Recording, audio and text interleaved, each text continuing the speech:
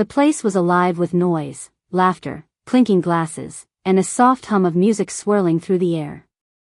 Strings of tiny golden lights hung from the ceiling, giving everything a warm, cozy glow, especially the long table where my coworkers and I had gathered. Tonight was supposed to be important, my big night. For 6 years, I had given this company everything I had, staying late, solving problems nobody else wanted to touch, and guiding the new folks even though it wasn't technically part of my job. Cole, my boss, had been hinting for months that I was next in line for the senior manager promotion. This party, tonight, was supposed to be the moment it finally became official. I had pictured it so many times, hearing my name, feeling the pride, finally getting the recognition I had worked so hard for. I tugged at the hem of my dress and looked around at everyone laughing and toasting another successful quarter. Then, right on cue, Cole stood up at the head of the table, tapping his wine glass to get everyone's attention. The chatter faded, and my heart hammered as he started speaking. "Tonight," he said, his voice cutting through the room, "I want to honor someone who's really made an impact." I leaned in, smiling, bracing for the moment I'd been dreaming about. "In just 4 months," he added, and my smile froze. 4 months? Cole turned toward Christina, brand new, fresh out of training Christina. "You've blown us away with your leadership, creativity, and problem-solving skills," he said. "That's why I'm proud to promote you to senior manager." "Congratulations." The room exploded in applause. I sat there, stiff, gripping my champagne glass like it was the only thing holding me up. Forcing a smile, I clapped with everyone else, watching Christina blush and smile as she accepted her new role. I felt like the floor had shifted under me. Cole finally glanced my way, like he'd just remembered I existed, and said, "And Emily, we're so grateful for all you've done." That was it. 6 years of blood, sweat, and tears, and all I got was a thank you tossed over his shoulder. I swallowed hard, stretching my smile even wider. "Of course," I said brightly, raising my glass. "Christina deserves it." Cole nodded like a proud dad. "She's already outperforming you, Emily. You could learn a thing or two," he joked. People laughed. Christina gave a nervous little chuckle and said, "Oh, I wouldn't go that far, but the damage was done." I laughed along with them, because what else was I supposed to do? Throw a scene? Beg him to explain why he had led me on for months just to throw me aside? Instead, I lifted my glass to my lips and took a slow, steady sip. I smiled, I made small talk, I acted like I was part of the celebration, but inside, something dark and furious was starting to grow.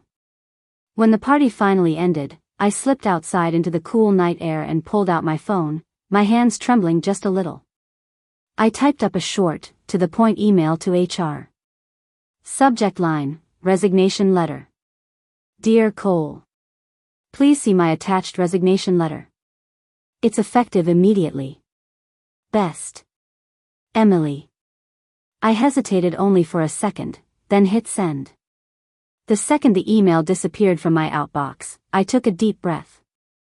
And for the first time in a long, long while, I felt something I hadn't expected, pure, clean relief.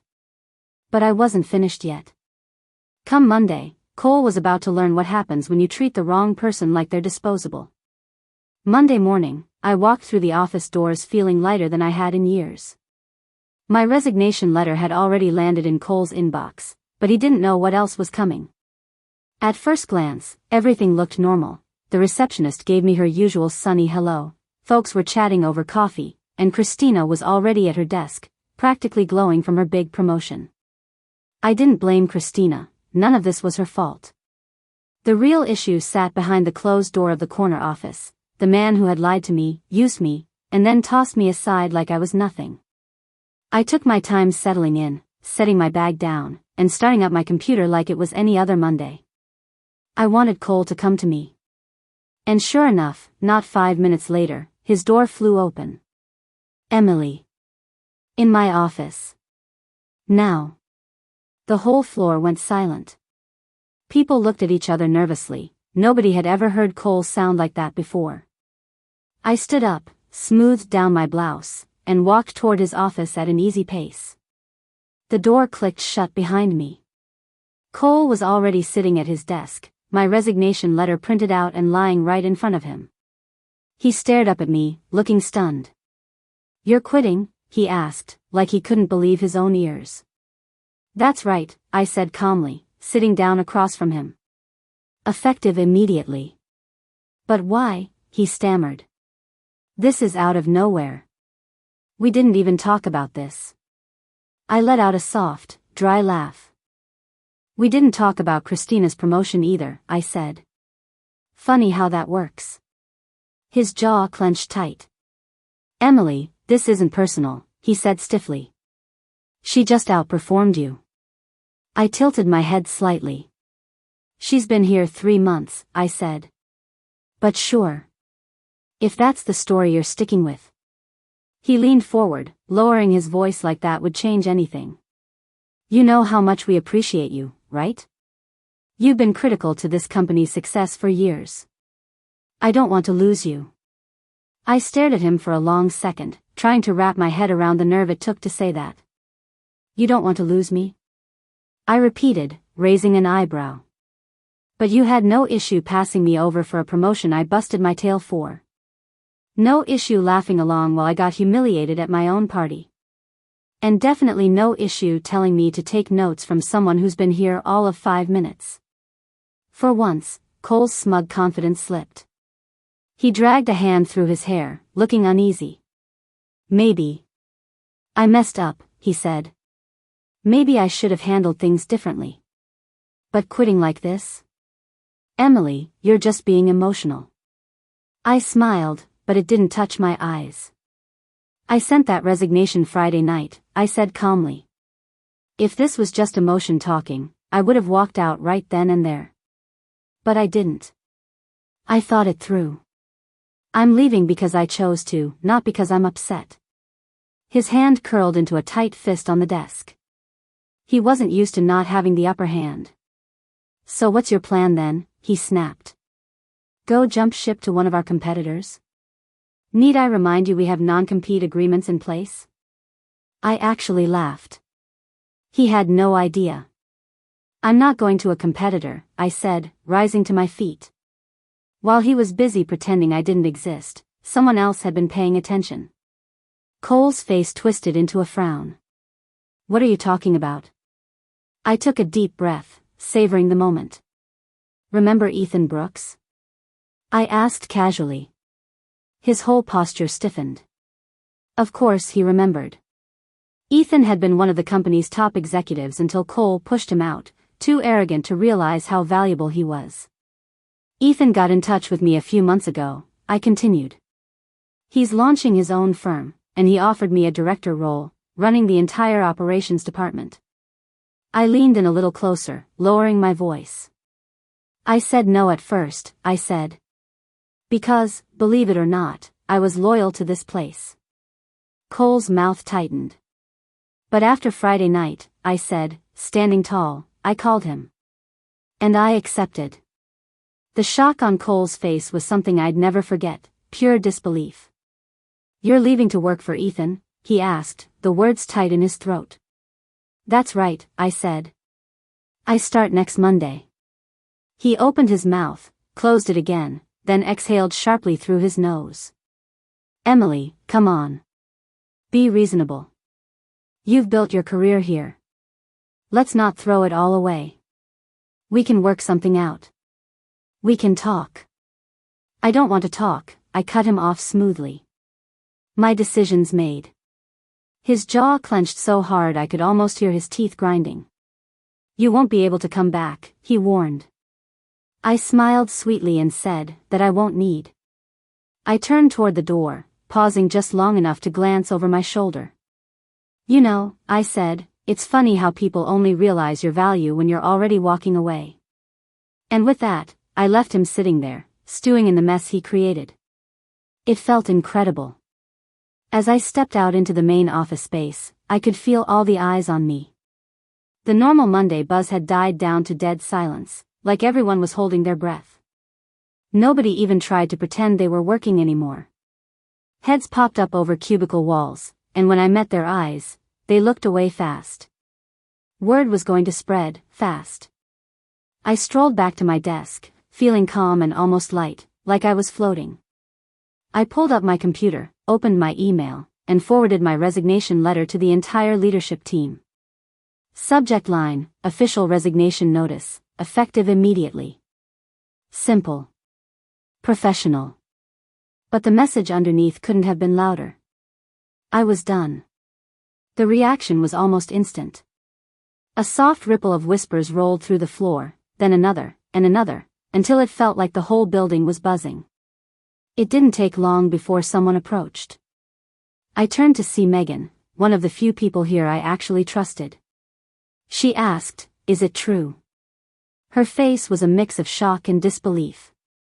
I gave her a small smile and nodded. "Yeah. It's time," I said simply. She let out a breath like she'd been holding it forever. "Wow. I mean, good for you. But I didn't think you'd really leave."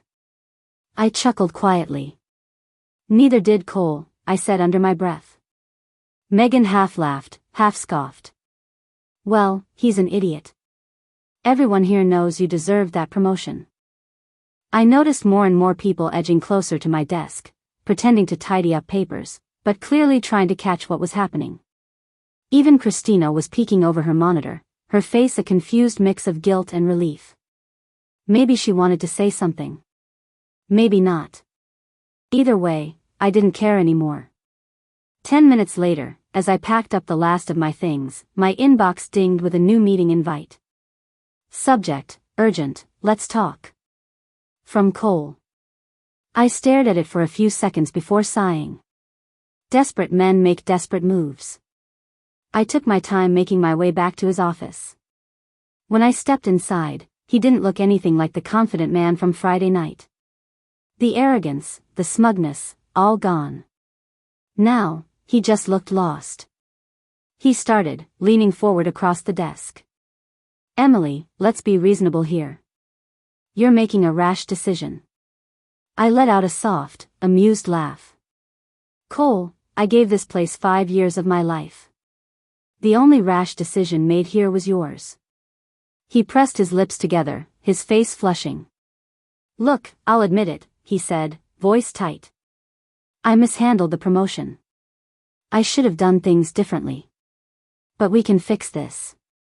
I'll match whatever Ethan's offering you."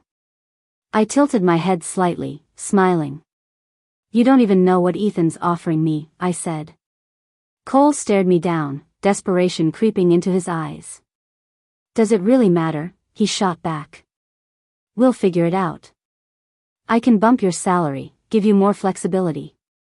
I raised my hand, cutting him off. "You're still missing the point," I said flatly. He still didn't understand why I was leaving.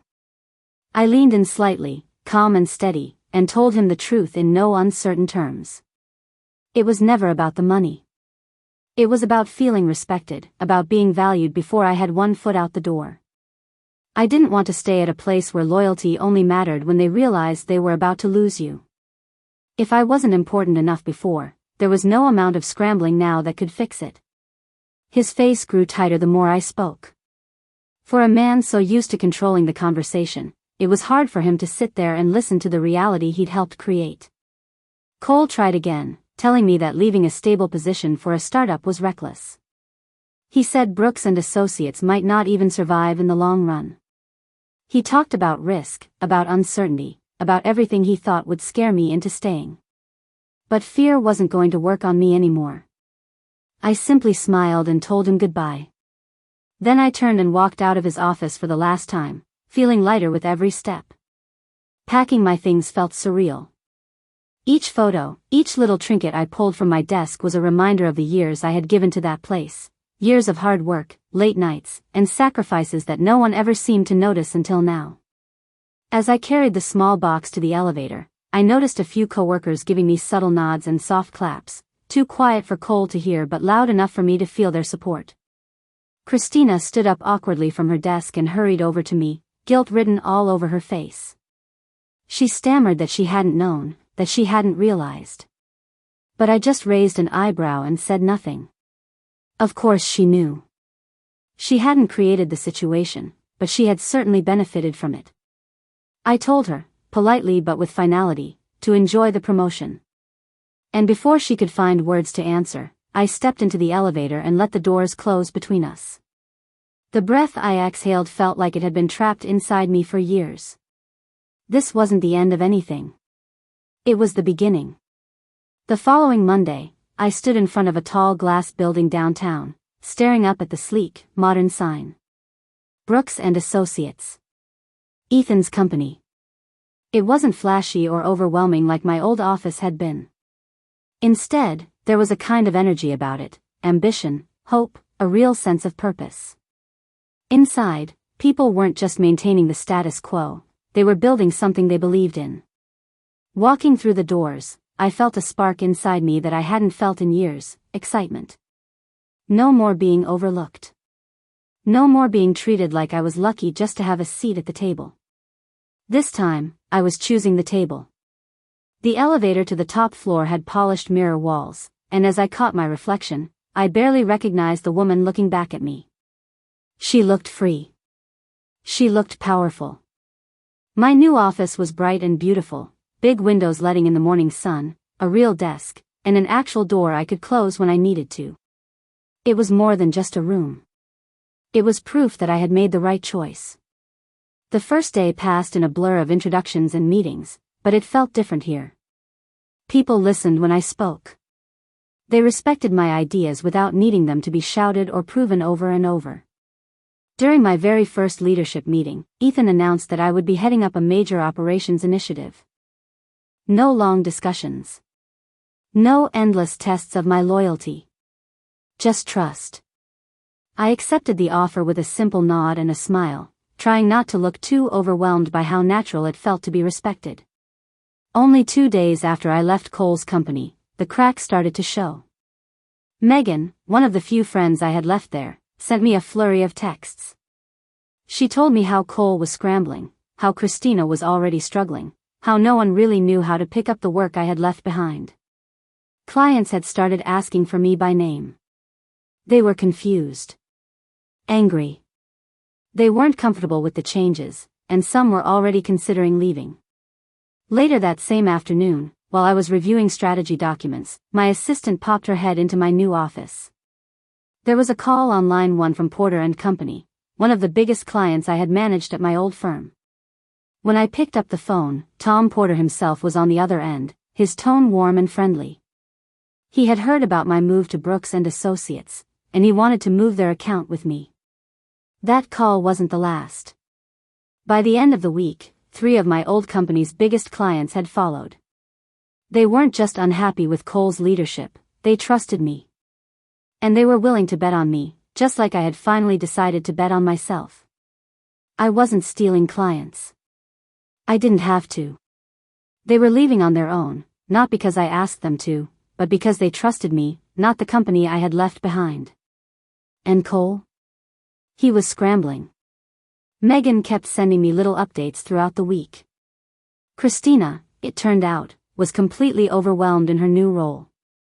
Megan had heard Cole yelling during a closed-door meeting with the leadership team, frustration spilling out as client after client started walking away. The board was furious. Investors were breathing down Cole's neck, demanding answers, demanding fixes. From where I was sitting, across town, thriving at Brooks & Associates, it was almost funny. I hadn't gone out of my way to hurt him. I hadn't plotted revenge. I was just finally thriving in a place that valued me. And his whole world was falling apart because of it. That Friday afternoon, just as I was finishing up my week, my phone buzzed with an email from Cole. I opened it without much emotion, already guessing what it would say.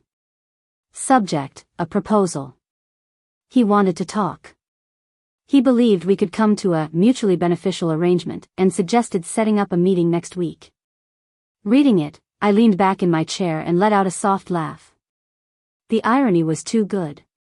The same man who had brushed me aside, belittled me at my own celebration, and told me Christina was doing more than me already, was now the one reaching out, desperate, trying to clean up a mess he had created.